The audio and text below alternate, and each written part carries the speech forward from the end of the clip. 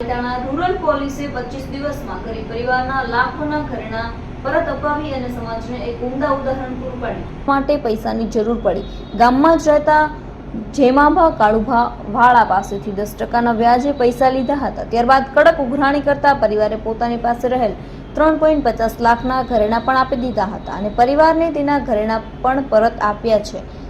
સાંભળો શું કહી રહ્યા છે ડીવાયએસપી. તેઓ દ્વારા વ્યાજખોરો વિરુદ્ધમાં ઝુંબેશ ચલાવી વ્યાજખોરો વિરુદ્ધમાં કડક કાર્યવાહી કરી અને જે વ્યક્તિઓ વ્યાજના ચક્રવ્યૂહમાં ફસાયા છે તેઓને મુક્ત કરવા માટેની અમને સૂચના આપવામાં આવી હતી. તે સૂચનાને અનુસંધાને પાલીતાણા પોલીસ જે છે એ સતર્ક હતી અને આ બાબતે કામગીરી કરવા માટે કટિબદ્ધ હતી. તે અરસામાં 16/7/2025ના રોજ એક ફરિયાદી કે જેનું નામ છે મગનભાઈ ભીમજીભાઈ વાઘેલા કે જેઓ હીરા ઘસવાનો ધંધો કરે છે અને મોટી પાણીયાળી પાલીતાણા તાલુકામાં રહે છે. તેઓ અમને રજૂઆત કરવા માટે આવ્યા કે સર, હું ઘણા સમયથી આ રીતે એક વ્યાજના ચક્રવ્યૂહમાં ફસાયો છું અને એક વ્યક્તિ છે કે જેને ત્યાં વ્યાજ ભરવાના કારણે મેં ઘરેણા છે એમને ગીરવે મૂક્યા છે અને મારા ઘરેણા જે ગીરવે મૂક્યા છે એની કિંમત 3 લાખ રૂપિયા છે, પરંતુ તે મારી પાસેથી 4.5 લાખ રૂપિયા જેવી માતબર રકમ માંગે છે. આ બાબતની ગંભીરતાને ધ્યાને લઈ અને પોલીસ દ્વારા તેમને પોલીસ ફરિયાદ કરવા માટે સમજાવવામાં આવ્યા, જેથી કરી અને અરજદાર મગનભાઈ ભીમજીભાઈ વાઘેલા તૈયાર થઈ ગયા ફરિયાદ કરવા માટે અને તેઓએ જેમભા કાળુભા વાળા કે જેઓ મોટી પાણીયાળી ગામે રહે છે તેમના વિરુદ્ધમાં વ્યાજખોરો બાબતની એક ફરિયાદ છે એ દાખલ કરવામાં આવી હતી. સદરનું ફરિયાદની ગંભીરતાને ધ્યાને રાખી પાલીતાણા રૂરલ પોલીસ સ્ટેશનના પીઆઈ રવિ રબારી દ્વારા આરોપી પાસેથી જે એમના ઘરેણા હતા જેની કુલ કિંમત 2,82,300 રૂપિયાની થાય છે તે તમામ ઘરેણા છે રિકવર કરવામાં આવ્યા અને આરોપીને હસ્તગત કરી લેવામાં આવ્યો હતો. આ બાબતે ઘરેણા જે હસ્તગત કર્યા બાદ તેને મુદ્દામાલ જે છે છોડાવવા માટે નામદાર કોર્ટમાંથી પણ ઓર્ડર મેળવી લેવામાં આવ્યો. ગઈકાલે અમારી પાસે નામદાર કોર્ટમાંથી ઘરેણા છોડવાનો ઓર્ડર આવ્યો. ત્યારબાદ આજરોજ તેરા તુજકો અર્પણ કાર્યક્રમ હેઠળ અમે જે અરજદાર છે મગનભાઈ ભીમજીભાઈ વાઘેલા તેઓને 2,82,300 રૂપિયાના જે ઘરેણા છે એ અમે પરત કરીએ છીએ. આ બનાવની બીજી વિગત જોઈએ તો અરજદાર મગનભાઈ ભીમજીભાઈ વાઘેલા કે જેઓનો જે દીકરો છે એ દીકરાને બાળપણથી જ ડાયાબિટીસની બીમારી છે. એ બીમારીના દવાના સંદર્ભે લેબોરેટરીના ખર્ચાના સંદર્ભે એમને પૈસાની ખૂબ જ જરૂર હતી, જેથી કરીને તેઓ વ્યાજખોરોના ચક્રવ્યૂહમાં ફસાયા હતા.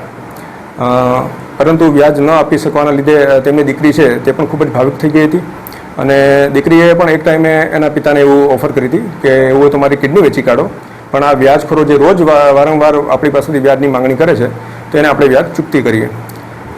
આ બનાવ ખૂબ જ ગંભીર હતો, જેની અમે ગંભીરતાથી નોંધ લઈ અને અમે એક કટિબદ્ધતા બતાવી કે આ દીકરીને અમે ગમે તે રીતે ઘરેણા પાછા આપીશું, જેથી કરી અને પાલીતાણા રૂરલ પોલીસ સ્ટેશનના પીઆઈ રવિ રબારી અને તેમની ટીમ સાથે સંયુક્ત મળીને આ જે 2,82,300 રૂપિયાના ઘરેણા છે એ અમે એમના પરિવારને સુપરત કરીએ છીએ અને વધુમાં આગળની જે કાર્યવાહી છે અને તપાસ છે એ પાલીતાણા રૂરલ પોલીસ સ્ટેશનના પીઆઈ રવિ રબારી દ્વારા ચલાવવામાં આવી રહેલ છે.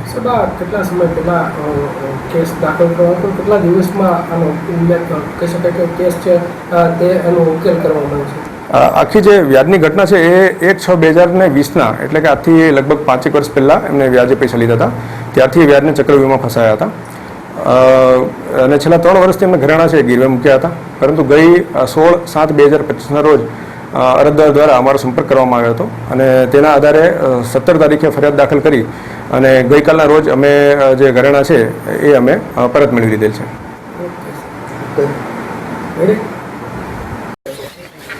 મારે સાહેબ કોરોના કાળ 2020 દરમિયાન મારા છોકરાને ડાયાબિટીસની તકલીફ હતી, એમને મેં દવાખાને દાખલ કર્યો. એ પછી મારા દવાખાનું થોડુંક મોટું આવ્યું એટલે મેં મારા ગામના જેમભાવાળા કનેથી પૈસા 1.5 લાખ રૂપિયા લીધા અને એમને મારી કને 10% લેખે વ્યાજ લીધું. મેં એમને 1.5 વર્ષ લગી એમને વ્યાજ આપ્યું.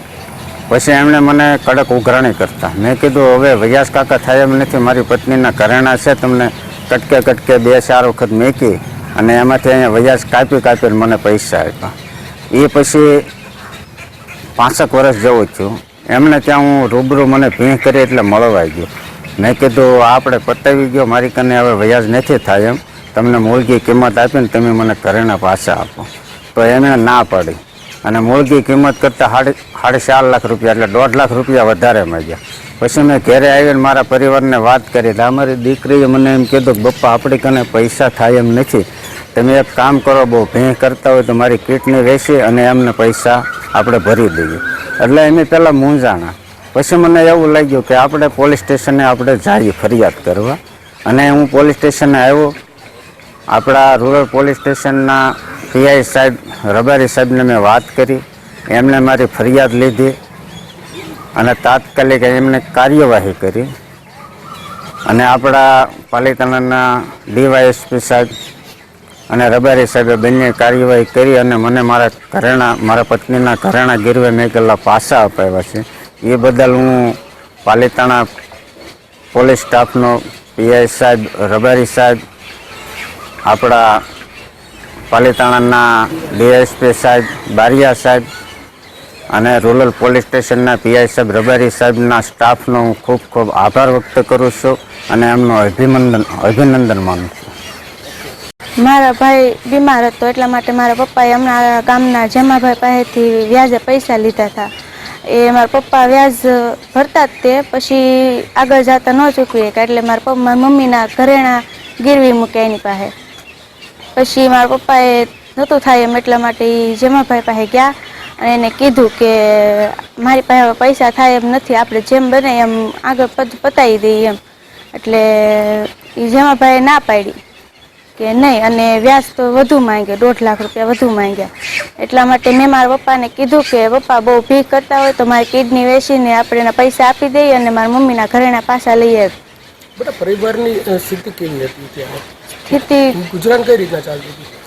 બસ અમે 3 બહેનો છીએ, અમે ભણતા અને મારા પપ્પા એકલા કામે જતા એટલે એ ન પોગી રહેતા. એટલા માટે એમણે વ્યાજે પૈસા લઈને મારા ભાઈને દવાખાનાનું ને એવું બધું કર્યું. ઘરનું ગુજરાન એ રીતના ચાલ્યું. બેટા, તને પોલીસની કામગીરી આ સમગ્ર મામલામાં કેવી લાગી? પોલીસે તમારી યારે કેવી રીતે તાત્કાલિક આવીને તમારા ઘરેણા ચોરાયા? તમને સમગ્ર પોલીસ ઉપર કેવો ગર્વ છે?